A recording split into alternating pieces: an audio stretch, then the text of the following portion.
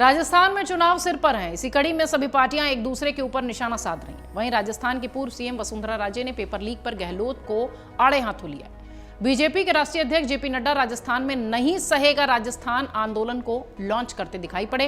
कार्यक्रम को संबोधित करते हुए वसुंधरा राजे ने कहा कि गहलोत सरकार ने 4.5 साल में भ्रष्टाचार में डूब कर ही सरकार चलाई है। चारों ओर लूट मची हुई है।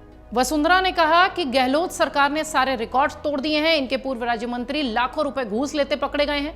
प्रदेश में धर्म परिवर्तन हो रहे हैं। हमारी भामाशाह योजना को बंद करके उन्होंने चिरंजीवी योजना शुरू की। अन्नपूर्णा रसोई को बदलकर इंदिरा योजना कर दिया।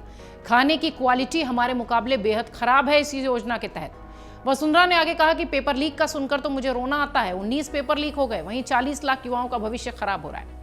इस दरमियान जेपी नड्डा ने भी अपनी बात रखी। उन्होंने कहा कि गहलोत के परिवार के लोग हजारों करोड़ के टेंडर ले रहे हैं। गहलोत परिवारवाद को पोषित करने में लगे हैं।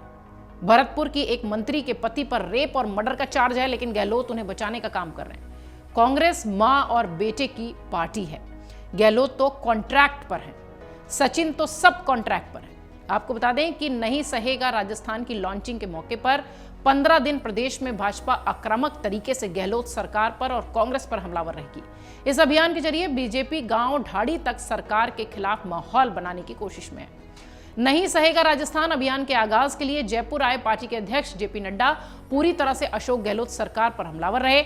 उन्होंने कहा कि कांग्रेस मां, बेटे और बेटी की पार्टी है। नड्डा ने यह भी आरोप लगाया कि दिल्ली को पैसा भेजना और गरीबों का पैसा मारना इस सरकार का काम है।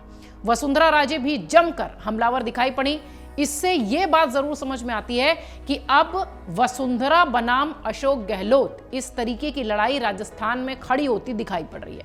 हालांकि अगर आप देखिए तो बीजेपी के खेमे से अभी तक किस नाम पर आगे बढ़ना है मुख्यमंत्री के, उस पर कोई चर्चा नहीं हो रही है। लेकिन फिर भी जिस तरीके से वसुंधरा राजे सिंधिया लगातार अशोक गहलोत पर हमलावर हैं और अब खुलकर बात कर रही हैं जेपी नड्डा से मुलाकात करने के बाद, ये जो नड्डा की रैली थी इसमें भी उन्होंने जिस तरीके से बातें बोली, निश्चित तौर पर यह स्पष्ट करता है कि अब ये लड़ाई सीधे वसुंधरा और गहलोत की है। हालांकि कुछ राजनीतिक विश्लेषक ये भी कह रहे हैं कि बीजेपी इस वक्त वसुंधरा राजे के नाम के साथ आगे नहीं बढ़ेगी मुख्यमंत्री के लिहाज से। लेकिन आप ये भी देखिए कि पिछले 5 सालों में मुख्यमंत्री के टक्कर का, यानी मुख्यमंत्री पद के लिए तैयार करने का वसुंधरा राजे के अलावा और कोई भी चेहरा बीजेपी राजस्थान में नहीं खड़ा कर पाई है।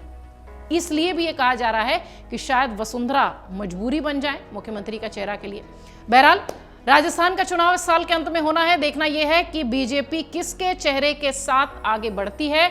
हालांकि इन दिनों जिस तरीके की तस्वीर दिखाई पड़ रही है, ऐसा लगता है कि मुकाबला कहीं वसुंधरा और अशोक गहलोत का ही ना हो जाए। अमर उजाला अब आपके टीवी पर भी।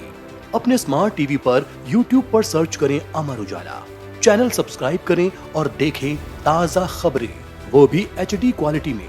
और हाँ, बेल आइकन दबाना ना भूलें ताकि हर खबर हो आपके घर। अमर उजाला, निष्पक्ष, निर्भीक, निरंतर।